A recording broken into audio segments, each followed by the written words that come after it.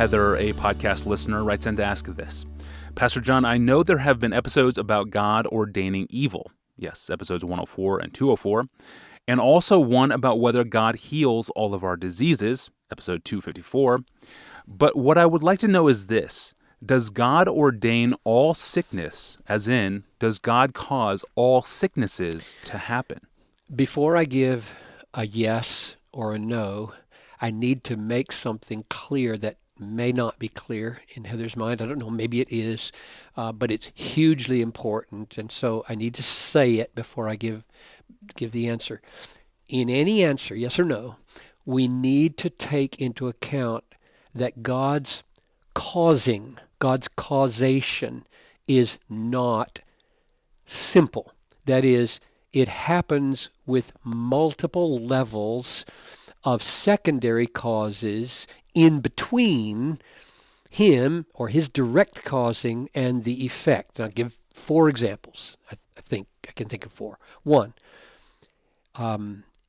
he can cause directly with virtually no intervening causes. And that the clearest example of that, of course, would be creation.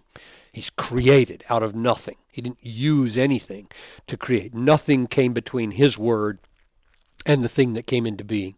Number 2, he can use physical means where the direct intervention is further back in the chain. For example, Acts 12:23, since Herod did not give praise to God, an angel of the Lord struck him down, and he was eaten by worms and died. So you got between God and Herod, and this is clearly a punishment from God for not giving God glory. But you got 2 agents, angels and worms. And so who caused the death? Answer, worms. Who caused the death? Answer, an angel. Who caused the death? Answer, God. So there's an intervening of angelic or spiritual or physical secondary causes. Here's a 3rd example. God never lets Satan out of his control and often uses him to accomplish his purposes. This was true for Job, where Satan had to get permission to go hammer Job, and then Job said it was the Lord that took away, and the writer says he didn't sin with his lips, even though Satan was more immediately involved in the wind that blew down the house, that killed the kids. And in 2 Corinthians 12:7, it says, to keep me, this is Paul, to keep me from becoming conceited because of these surpassingly great revelations, there was given me a thorn in the flesh, a messenger of Satan to torment me. But what was the purpose of the thorn? To keep me from becoming too conceited. Really, Satan wants you not to be conceited? No. God wants him not to be conceited. And Satan happens to be the instrument that God is using in this thorn to keep Paul from sinning. I'm sure Satan did not appreciate that use, because that's exactly the opposite of what Satan designs in the thorn. If you got a thorn, Satan is designing your sin, God is designing your sanctification. So Satan is one of God's instruments in causality. And the last one, number 4, God can control sinful people so that they are the immediate cause of whatever. This was the case with the crucifixion of Jesus. Herod, Pontius Pilate, this is Acts 4:27. They were all gathered together to do what your power and will had decided to take place. So all of these secondary causes are significant.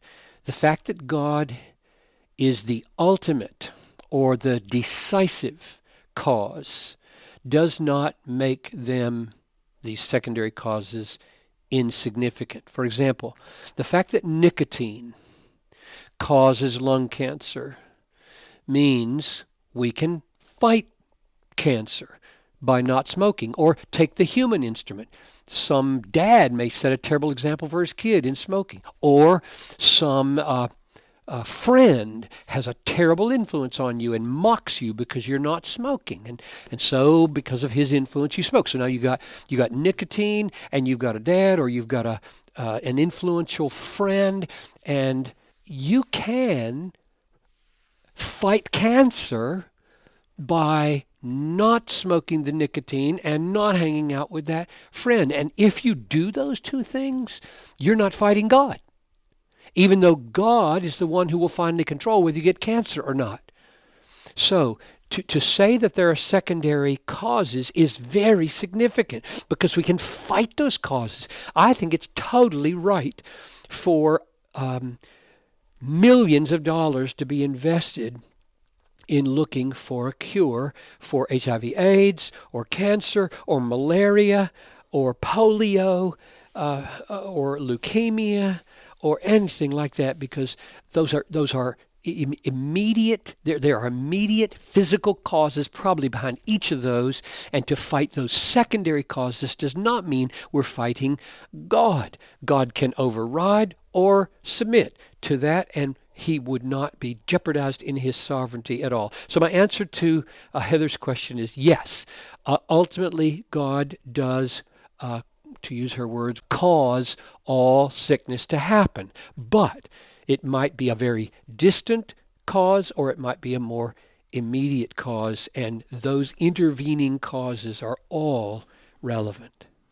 Yes, thank you, Pastor John, and thank you for listening to this podcast, and thank you for the very good question, Heather. If you have a question for Pastor John, please email it to us and ask Pastor John at desiringgod.org. Before you ask your question, scan through the other 280 plus episodes in the Ask Pastor John archive to see if your question has already been answered. Those episodes are most easily found in the free Ask Pastor John apps for the iPhone and the Android, and be sure to update your app to get all the new features that make it really easy to search and browse all those episodes. I'm your host, Tony Reinke. We'll be back tomorrow.